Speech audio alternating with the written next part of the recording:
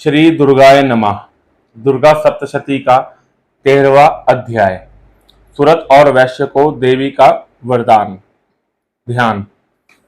जो उदय काल के सूर्य मंगल की सी कांति धारण करने वाली है, जिनकी 4 भुजाएं और 3 नेत्र हैं, तथा जो अपने हाथों में पाश, अंकुश, वर एवं अभय की मुद्रा धारण किए रहती है, उन शिवा देवी का मैं ध्यान करता हूँ।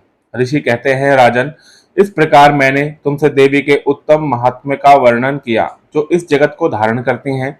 उन देवी का ऐसा ही प्रभाव है, वे ही विद्या ज्ञान उत्पन्न करती हैं। भगवान विष्णु की माया स्वरूपा उन भक्ति देवी के द्वारा ही तुम ये वैश्य तथा अनन्य विवेकी जन मोहित होते हैं, मोहित हुए हैं तथा आगे भी मोहित होंगे। महाराज, तुम उन्हीं परमेश्वरी की शरण में जाओ। आराधना करने पर वे ही मनुष्य को भोग, स्वर्ग तथा मोक्ष प्रदान करती हैं। मार्कंडेय जी कहते हैं, कौष्टुकि जी मेधा मुनि के ये वचन सुनकर राजा सुरथ ने उत्तम व्रत का पालन करने वाले उन महाभाग महर्षि को प्रणाम किया।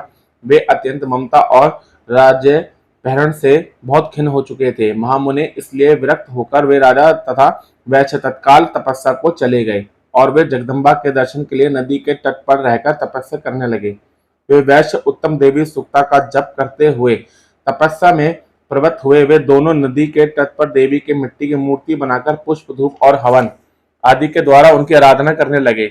उन्होंने पहले तो आहार को धीरे धीरे कम किया, फिर बिल्कुल निराहार रहकर देवी में ही मन लगाए एकाग्रता पूर्वक उनका चिंतन आरंभ किया। वे दोनों अपने शरीर के रक्त से प्रोक्षित बलि देते हुए लगातार 3 वर्ष तक संयम पूर्वक आराधना करते रहे।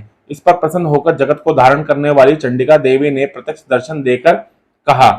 देवी बोली, राजन तथा अपने कुल को आनंदित करने वाले वैश्य, तुम लोग जिस वस्तु की अभिलाषा रखते हो, मुझसे मांगो, मैं संतुष्ट हूँ, अतः तुम्हें वह सब कुछ दूंगी। मार्कंडेय जी कहते हैं, तब राजा ने दूसरे जन्म में नष्ट न होने वाला राज्य मांगा तथा इस जन्म में भी शत्रुओं की सेना को बलपूर्वक नष्ट करके पुण्य अपना राज्य प्राप्त कर लेने का वरदान मांगा। वैश्य का चित्त संसार की ओर से खिन्न एवं विरक्त हो चुका था और वे बड़े बुद्धिमान थे, अतः उस समय उन्होंने तो ममता और अहंता रूप आस्तिकता नाश करने वाला ज्ञान मांगा। देवी बोली, राजन, तुम थोड़े ही दिनों में शत्रुओं को मारकर अपना राज्य प्राप्त कर लोगे। अब वहां तुम्हारा राज्य स्थिर रहेगा। फिर मृत्यु के पश्चात तुम भगवान विवस्वान सूर्य के अंश से जन्म लेकर इस पृथ्वी पर सावर्णिक मुन के नाम से विख्यात होगे।